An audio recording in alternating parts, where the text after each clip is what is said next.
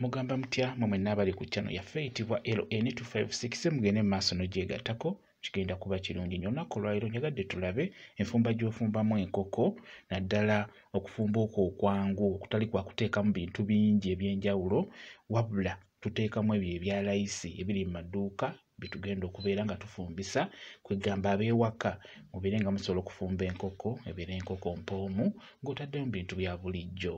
N'olwekyo tunula ennyo abakozi abaana wamu naawe omukyala beera ng'otunula olabe kati enkoko yaffe beera ng'ogisalaasala ebifi zigenda kufumba nkoko bbiri beera ng'osalaasalamu piisi z'oba osobodde. Enkoko eno tugenda gikalirirako kati gw'osobola okufuna essigiri kuba zigenda kkalirira mu kuuka wansi ku lubaati naye gw'osobola okufuna essigiri bulungi n'oteekako omuliro omala kusaako omuliro funa akatimba beera ng'ossaako ebifi omuliro gubeere mutono ssaako ebifi ebyo ebifi obeere ng'obikalirirako zentadde kkabaati ka mukuuka wansi nga bw'olaba.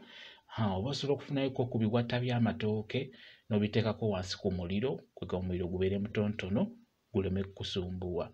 Kati gwabeera agenda okukalirira mukuuka wansi ŋŋanze funa obutungulu ne galiki beera ng'obisiiga ku nkoko eyo gy'ogenda okukalirira.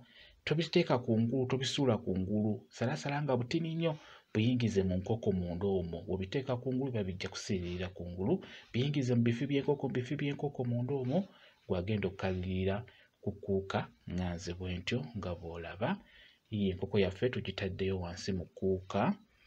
Kati bw'omala ogiteekayo fuba okulaba ng'oteeka mu muliro ogwo gujja okwanguwa. Kuba nze nkikoze olw'ensonga nti obudde buba bugenze naye obudde buba nga weebuli teeka mu muliro mutonotono oteeka nga mu 8 7 naye nze ntadde eddala ewasembayo omuliro gubeere mungi nsobole ogikalirira mu bwangu. Kati bw'omala ogikalirira oba girekeeyo beera nga tukole ebirungo byaffe bigenda okugenda muteekamu kaabutta akatini ennyo. Enkoko zino sezirina masaavu bukapa. Enkoko weebeera enkapa obanga bukapa oba olina okusiikisa ne kaabutta akatinitini zisiikise kaabutta akatini teekamu obutungulu. Omala kuteekamu obutungulu ne bujja teekamu galiki nga bw'olaba oteekemu n'entangawuuzi. Obutungulu bukyukemu kakkala katini nga bw'olaba oteekemu galiki oteekemu entangawuuzi. Tusiika birungo byaffe ogwo mudalasini gwentaddemu gufune oba ofuna gwa bikoola oba bibajjo tewali buzibu naye nga kirungi oteekemu ku mudalasini. Tutaddemu ennyaanya zaffe nga bw'olaba.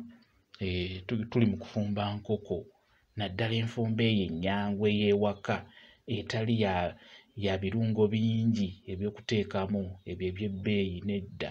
Tuteekamu ebirungo ebyo ebya layisi ebya bulijjo ebiri mu maduuka agakusemberedde ago nga bw'olabye tutaddemu eby'enjawulo ebyo.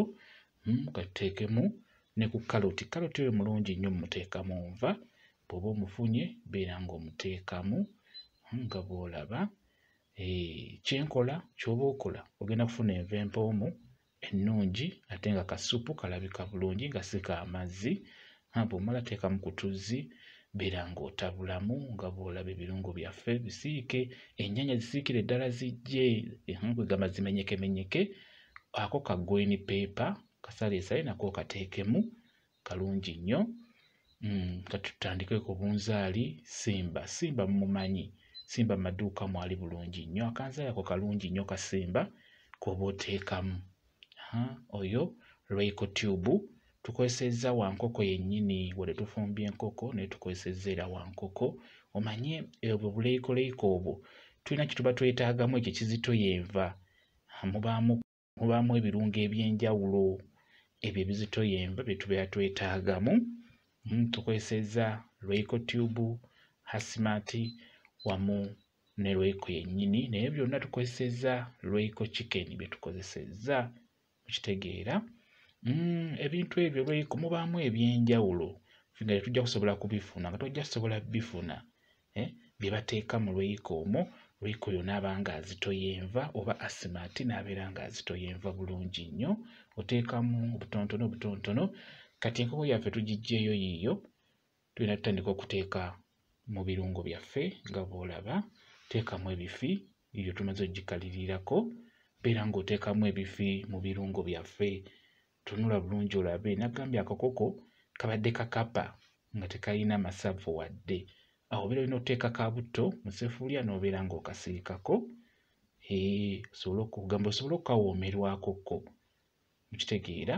Naye enkoko weebeera nga nsava ayo n'otagisiika osobola okukozesa amasavu gaayo gennyini nga bwe tujja obbiraba mu maaso eyo mu viidiyo endala.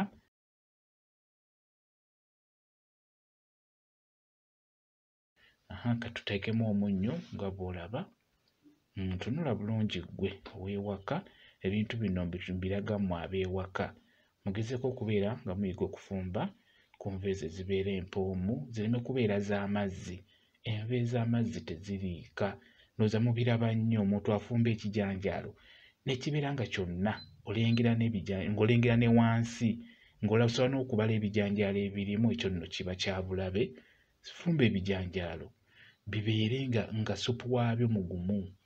Kati ako kakoola kayitibwa kotimeeru oba bukoola, buteekemu.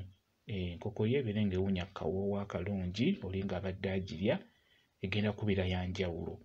Ekyo nkikubuulira, ebyo by'oba otaddemu bikyusa enva ezo ne zibeera nga zirina okuwooma okw'enjawulo wamu n'akawoowo. Mukitegeera? Mubifuna ebirungo eby'enjawulo mubeere nga mubiteekamu olw'ensonga nti byangu, naye byonna biri mu maduuka. Ekikulu kya byonna kutunuulira bye mba ntaddemu, gezaako ozifumbeko, ojja kulaba nga zikuwoomera. Ekyo nkikubuulira gwe omukyala, fumbira omwami wo akava akalungi akawooma. Naawe omukozi, fumbira bakama abo enva, basabe ebintu, basabe ssente ogule ebyo ebigenda mu nva ezo z'oba ogenda okufumba. Bwe kityo bwe kiri. Mwebale kubeera ku channel yaffe eyitibwa LN256. Mugende mu maaso n'ogyegattako, mubeere bulungi, mweraba.